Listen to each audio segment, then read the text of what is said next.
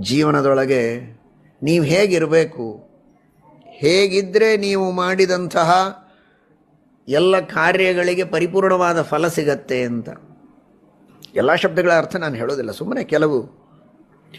ಸುತಪಾಹ, ಜೀವನದಲ್ಲಿ ಉತ್ತಮವಾದ ತಪಸ್ಸನ್ನು ಮಾಡಿ.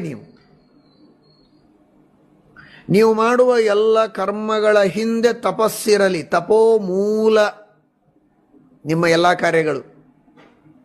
ಮದುವೆಯಾಗಬೇಕು ತಪಸ್ಸು, ಮಕ್ಕಳಾಗಬೇಕು ತಪಸ್ಸು, ಪಾಠ ಪ್ರವಚನ ಮಾಡಬೇಕು ತಪಸ್ಸು.